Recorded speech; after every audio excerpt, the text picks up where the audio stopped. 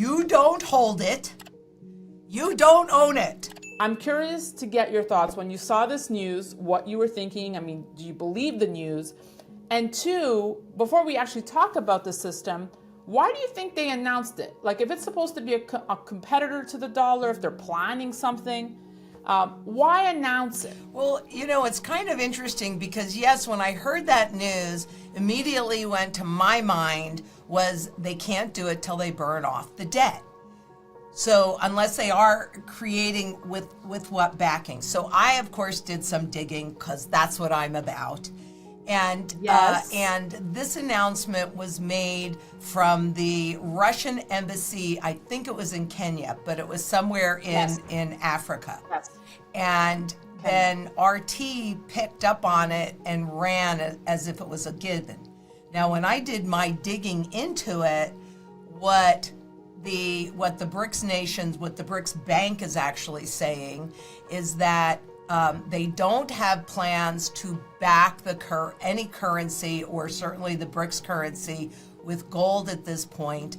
That all they're talking about is enabling all of its members to use their own local currency to transact with each other.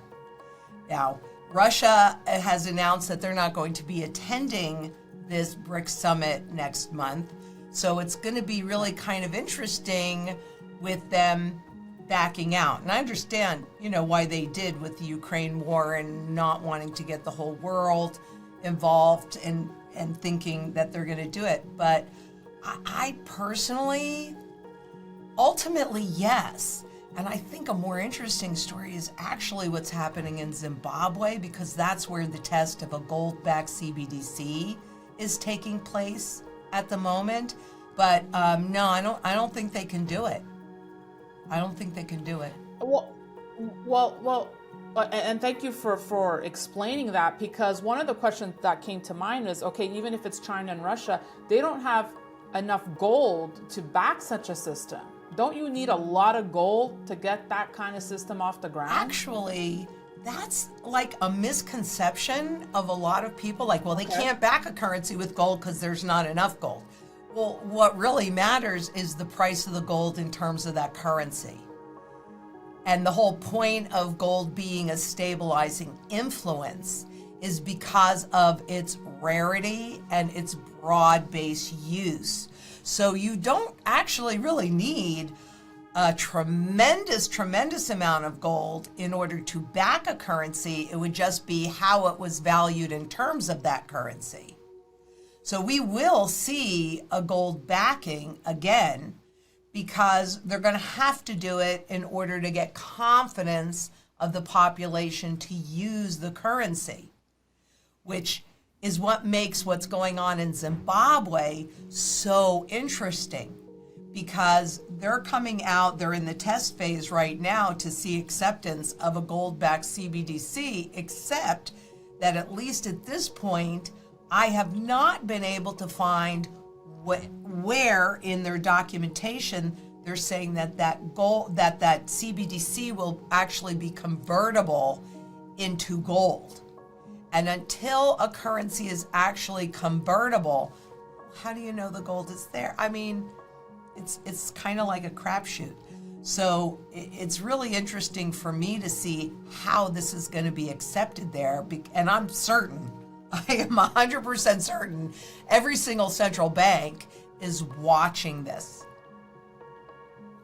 Okay, so to that point, and I'm happy that you're focused on that and giving it proper credence, because others would say, well, since when was Zimbabwe a market mover, Lynette? Voila. So even if they were to be successful. Yeah, and think about when they tested bank bail-ins. Where did they test it?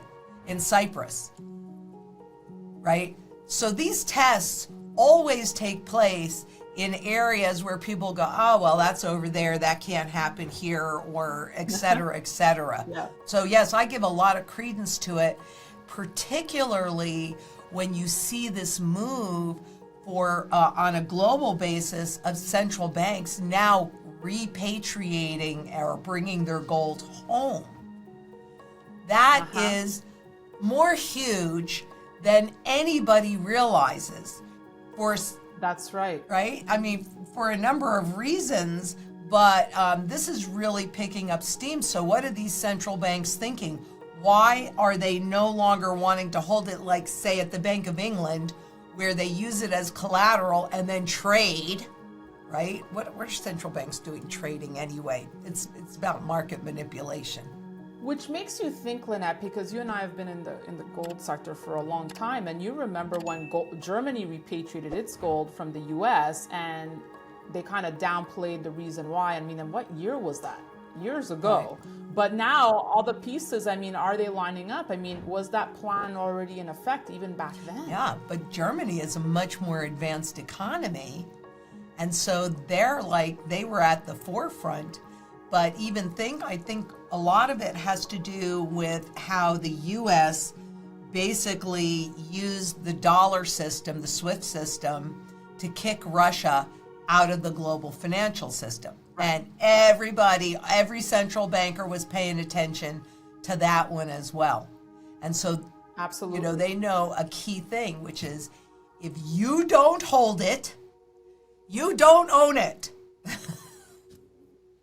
And okay, the BRICS aside, right, Lynette? I mean, would you still argue that the U.S. dollar's best days are behind it? Because there's all these announcements, like this one right here, India signing an agreement with the UAE that would allow it to settle trade in rupees instead of dollars, boosting India's efforts to cut transaction costs by eliminating dollar conversion. So all these countries kind of trying to leave the stranglehold of the U.S. dollar, rebelling against the U.S. dollar. I mean, at some point, it has to add up to something significant. Oh, 100%.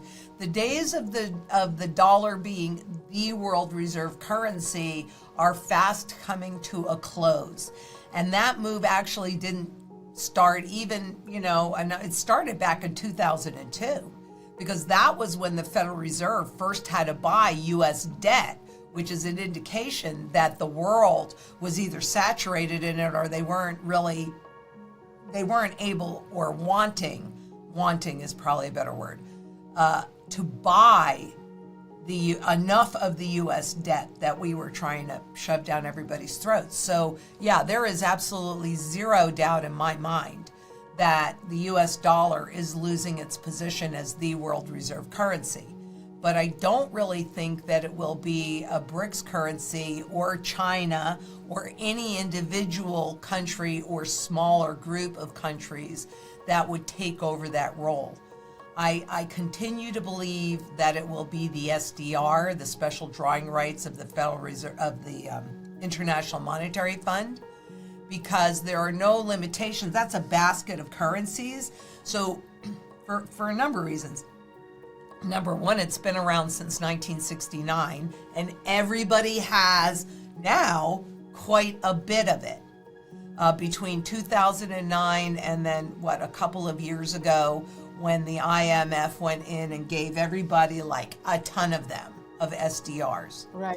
So, plus they have the substitution fund, so that it'd be easy to convert any dollar-denominated assets into SDR-denominated assets, therefore establishing the SDR as the largest currency in the world with the most liquid pool of assets, because they're taking everything that's currently dollar-denominated and converting it into SDRs. So between being able to put every currency in the world into the SDR, so you have a global currency, and then translate that easily into a local currency, that's the one that just makes the most sense to me.